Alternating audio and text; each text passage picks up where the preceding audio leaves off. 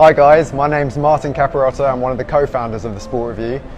We're here today to look ahead to this weekend's Premier League football. Here with me to talk about this is Kieran Beckles, the other co-founder of the Sport Review. Good evening, guys. And we're here to look ahead to this weekend's games, which Arsenal are going to start kicking us off with tomorrow.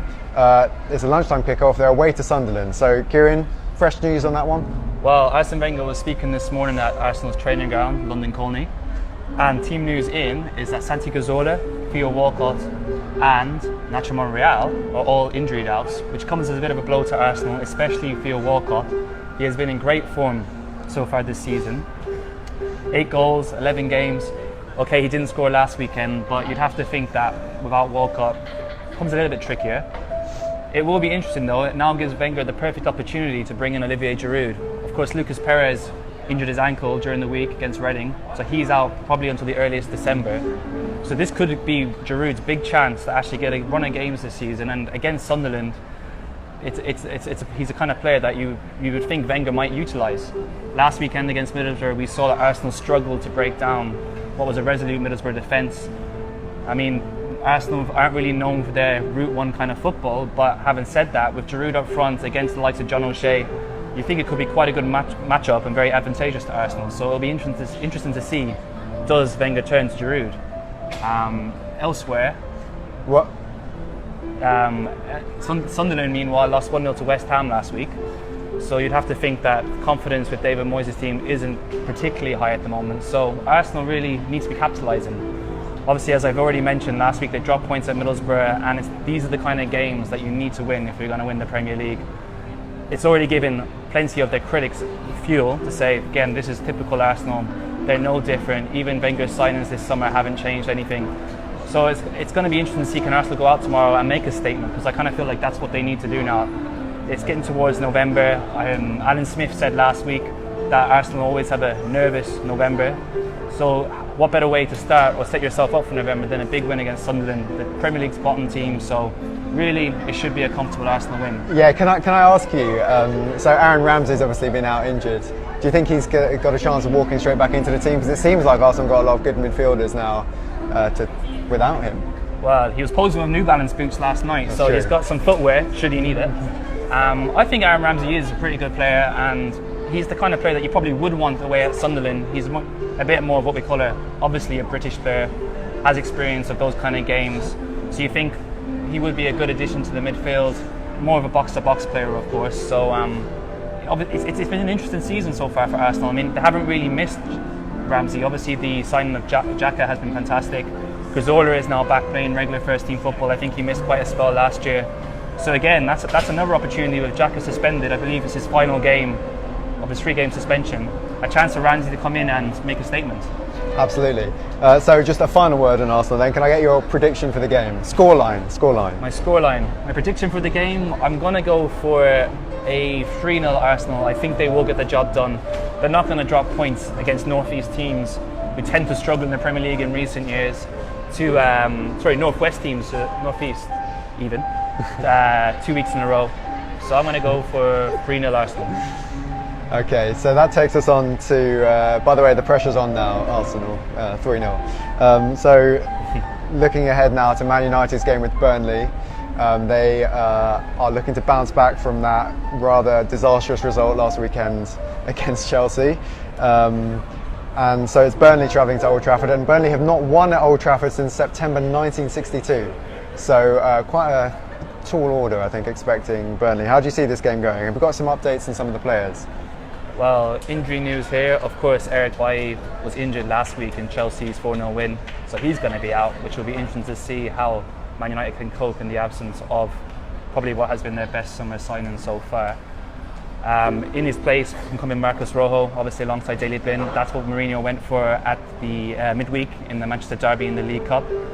Chris Smalling is supposed to be back, so he's obviously another option to come in. I mean, he didn't really cover himself in glory last weekend, so whether that's an upgrade on Marcus Rojo at the minute, well, let's be fair, it probably is. Chris Smalling is a great player on his day. Elsewhere, I believe Martial should be back in the side. Mourinho was speaking at his media conference today. Marcus Rashford is a doubt, so that's the team news. Should be a pretty strong Manchester United lineup still, and you'd think given their Manchester Derby win midweek, that they'll go on and claim a comfortable win against Burnley. I'm interested to see whether Zlatan Ibrahimovic continues to start up front. There's been talk from some of the pundits that maybe Marcus Rashford could start ahead of him in a more central role, really using his pace with Martial on one of the wings. Obviously Ibrahimovic, fantastic start to the season, but in recent weeks, recent months even, hasn't really found that kind of form that we saw at the start of the season. So you'd have to think, if you're Wayne Rooney sitting on the bench, it's a bit unfair. I mean, Wayne Rooney didn't start this season well either. Obviously the media, I guess, and also a lot of pundits and ex-professionals called for Rooney to be left out of the team. And now Ibrahimovic is, really kind of replicating that unthreatening form. Will he stay in the team? Well, he probably will. He's got the big name. Mourinho obviously trusts him. But I think it is an interesting case why Rooney is getting so much criticism. Ibrahimovic so far has escaped it. So that's one little aspect that I'm interested to see. So Zlatan, watch out, you've got to impress us. So prediction for the game, what do you reckon? Prediction, well, I mean, United haven't been great to watch during the last couple of weeks in the Premier League, but I thought they were pretty good on Wednesday. I should add Michael Carrick. I'm really interested to see will he keep his place in the team. I thought he was pretty good on Wednesday, really brought out the best in Herrera and Pogba. And probably, we again have heard a lot about, Pogba's not playing very well, they really need Carrick back, and he comes back in and he's done a good job. So I'm interested to see will Mourinho stick with that team on Wednesday or will he mix it up? Prediction wise, it's difficult to see past the Manchester United win. I mean, if they're going to get into the top four or challenge for the title, they really can't drop points against Burnley. So I would go for a 2-0 Manchester United home win. Obviously, if you disagree, feel free to leave the comments underneath this live video. I'm sure many do. Yeah, I will. I think United need to get back to winning ways, don't they? So, looking ahead now to Tottenham. Tottenham are hosting the champions Leicester tomorrow. Start with some team news. Is Harry Kane back available or not? Harry Kane, unfortunately for Tottenham fans, still isn't back. He should be back though, good news, for the Arsenal game at the Emirates next weekend. So for now, Tottenham are stuck. When I say stuck, maybe a bit harsh. Vincent Janssen and Son Heung-min up front. Elsewhere at the back, there's obviously Toby Alderweireld, who is still injured and won't be featuring against Leicester. Though you'd think that won't be so much of a problem. Tottenham do have the best defence in the Premier League. Eric Dyer has stepped into the position which has been vacated by Alderweireld and done a pretty good job. He's a solid player. Obviously, I think this is probably arguably the pick of tomorrow's games. And it's a shame that it's not going to be on TV if you're in the UK. Tottenham haven't won any of their last two Premier League games. Of course, they drew with West Brom, and last weekend they drew with Bournemouth. They've also drawn with Bayer Leverkusen in the Champions League, and of course lost to Liverpool in the League Cup midweek. So Tottenham could do with a win, especially with another tricky Champions League game next week at Wembley against Bayer Leverkusen, and of course the North London derby a few days later. So it's really something of a must-win game for Tottenham if they want to keep pace with the leaders at the top. Leicester, meanwhile, also playing in the Champions League next week. Claudio Ranieri played a weakened team, I think it would be fair to say, when they went to Chelsea. So it's going to be interesting again to see, does he prioritise the Champions League, even though they have 3 wins already and probably have 1 foot in the knockout stages? Or will he now start to play a bit of a stronger team for the Premier League games? They're in 12th, so they need to pick up a bit.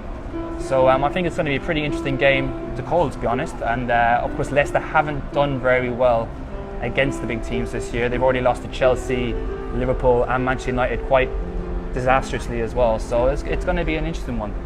And prediction for this one, it could be a tricky one for Spurs. Tricky one for Spurs. I think there's one thing we can be certain of, and that's that Tottenham probably won't concede. So it's a case of whether Tottenham can make that breakthrough. I think they probably will. I'm going to go for a 1-0, Tottenham to edge it, maybe Eriksen to win. Eriksen to score the winner even. Well, he will score the winner and he will win if Tottenham do win. So, okay, looking ahead to Saturday's late kickoff, it's Liverpool's trip to Selhurst Park to take on Crystal Palace. Not an easy place for Liverpool to have gone in recent seasons, according to their past results there. Well, how do you see this one going? And firstly, actually, let's get the team news. Team news: Jurgen Klopp's squad have a full bill of health, apart from James Milner, who was ill during the week. So it's interesting to see whether he comes back in. If Milner isn't available, then obviously Alberto Moreno, who started at left back midweek, will probably come in and play at left back again. Otherwise, it's a healthy squad for Liverpool.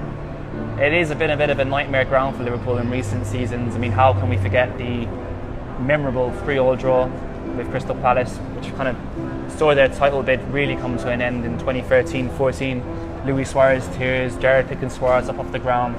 I mean, just in that alone, there's going to be some bad memories for Liverpool fans. But there were good memories last season. Ironically, Christian Benteke scored the winner, and I believe I'm correct in saying that was the first Liverpool win at Selhurst Park in the Premier League era, which is quite amazing, really. Benteke, of course, now plays for Palace, so it's going to be interesting to see how he gets on against his old teammates. It cost Palace 27 million, and he's already done pretty well this year. He scored against Liverpool's local rivals, Everton, at Goodison Park. And he's the kind of striker that I think Liverpool defenders will struggle against and have in the past. So it's going to be an opportunity for Alan Pardew to kind of exploit that, sometimes what can be weak defending off set pieces. Liverpool, though, they have been excellent in recent weeks, and the one thing that I have been impressed with is their ability to put away the smaller teams, which is something they've struggled with in the past. Okay, it was only 2-1 against West Brom last weekend, but Liverpool were fantastic in the first half especially, and really should have got that killer goal. Didn't do it. If they don't do that tomorrow, they could be punished. But it's hard to write off Liverpool in such great form, especially with players like Coutinho, Firmino, Mane. I mean, even Sturridge scored twice on Wednesday night. Whether Sturridge will come back into the team or not is something that remains to be seen. I suspect Klopp probably won't bring him back just because it's an away game. You probably prefer that the Roberto Firmino's more hard-working kind of style up front. So I expect Sturridge to be back on the bench, which probably will be something that frustrates Sturridge. And prediction for this one? How do you see this one going? Prediction, going to stick my neck out here, and I'm going to go for 3-1 Liverpool. Again, if they, like I said last weekend when we did our preview, if Liverpool can score the early goal, I think especially on the counter-attack with such devastating pace with Mane, Lallana, obviously Sturridge if he starts, I think Liverpool could really punish Palace. If they get the early goal, Liverpool will win, and I'm going to go for 3-1, suspecting that will happen. So Palace in for a punishing, according to Kieran. So that brings us on to the last big game of the weekend, which is Chelsea's trip to Southampton. Chelsea looking to keep up their good recent form after their win over Manchester United in the Premier League last weekend, the 4-0 thrashing. Of course, they did lose 2-1 to West Ham in the League Cup on Wednesday or Tuesday night. How do you see this one going? Firstly, we've got team news, some news about Fabregas, Zuma and Ivanovic. Well, last night Cesc Fabregas was posting videos on Instagram. He is back training, but he's not going to play tomorrow. Zuma, on the other hand, is getting closer to full fitness, and Ivanovic is back available. Whether he starts or not, that's another question. Marcus Alonso has been brilliant at wing back. So has who's the fella on the right? He's the fella on the right. The fella on the right. He's escaped my mind. But I doubt he'll come in at centre half either. David Luiz has been brilliant. So has Gary Cahill, and obviously Azpilicueta has been the third man in that three-man centre half partnership. So I think it's going to be as you were. Obviously, John Terry played against West Ham midweek. He will be hoping, I guess, to come back into the team. But Conte strikes me as a man who's going to stick with a system that works, and it doesn't really care about reputation. So I would expect Azpilicueta, Cahill and Luiz probably to retain their places. Excuse me. It's going to be hard to drop those three, given the 3 clean sheets they've kept in the last 3 Premier League games. Southampton, though, I think they're something of an unsung team, if I can say that, this year. They haven't lost in 7 games at St Mary's, and they've been quietly building something under their new manager. And they played well at Inter Milan, they played well at Manchester City, so this is going to be far from an easy game for Chelsea. Having said that, like all the other big teams we've mentioned so far, Chelsea can't afford to really drop points, especially with all the other teams looking at games that they will believe are winnable. So again, it's going to be another interesting matchup. So, going to ask you to put your money where your mouth is again. How do you see this one going at St James's Park? St James's Park, I should say St Mary's. I'm not sure what the result will be at Newcastle, but I can give you the result for Southampton against Chelsea. And I'm going to stick my neck out here again for 2 successive Premier League games. I'm going to go for 1-1. I think maybe potentially Southampton can get something against Chelsea. They've been really good in recent weeks, and this Chelsea side, yes, they've been brilliant the last 3 games against Manchester United, Leicester and Hull, but I'm still not entirely convinced. It's going to take a little bit more time to kind of bed them in under Conte. So I think 1-1 Southampton, and provided he's fit, I'm going to go for Shane Long to score first for Southampton. So that's my goal scorer tip. Feel free to comment underneath if you think I'm wrong. maybe it'll be 3-0, Costa hat-trick. Okay, so that's a wrap in terms of this weekend's Premier League games. So can I ask you, Kieran, how do you expect the top 4 to look, or the top 5 or 6 to look at the end of this weekend's round of games? Well, at the end, for anybody who's really smart watching this video, they're probably going to be able to prove me wrong if you do all the mathematics of the predictions I've made. But believing that I've got it right, I'm going to go for Arsenal to be top, Liverpool second, Man City third, and I'm going to go for Chelsea fourth. And that's my top 4 prediction. Again, feel free to criticise if you feel like that is not right at all, and I don't know anything about football. Okay, that's great. Thanks very much, guys, for joining us. As always, please leave a comment below if you need to. We'd be happy to get back to you, and enjoy this weekend's game. This is Kieran Beckles. I'm Martin Caparrotta. Thanks very much.